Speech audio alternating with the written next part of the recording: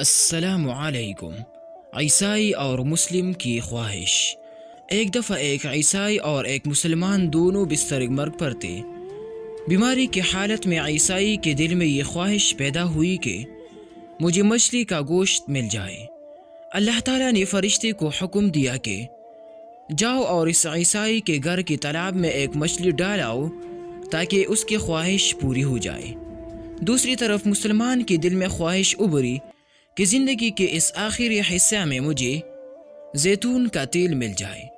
اللہ تعالیٰ نے فرشتے کو حکم دیا کہ اس کی الماری میں زیتون کا تیل ہے، جاؤ اور اس کو گرا کر ضائع کر دو۔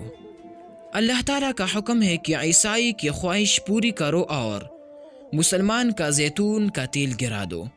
فرشتے نے عرض کیا، اللہ پاک، آپ کا حکم امت کی آسانی کے لیے ہے، اس کی حکمت بھی واضح فرما دیجئے تاکہ امت کی اصلاح ہو جائے اور انسانیت کو سبق مل جائے۔ پھر اللہ پاک نے فرمایا، وہ جو عیسائی تھا دنیا کے لحاظ سے اس کی ایک نیکی باقی تھی، میں نے چاہا کہ اس کی نیکی کا بدلہ دنیا میں ہی دے دوں، اور جب وہ میرے پاس آئے تو اس کے لیے سوائے جہنم کے اور کچھ نہ ہو۔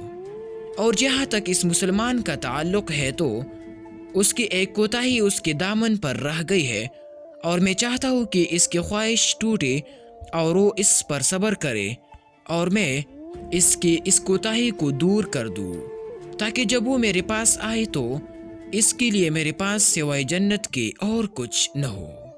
سبحان اللہ۔ کرنی تھی بخشش تو بہانے بنا دی، جنت میں مومنوں کے ٹھکانے بنا دیے۔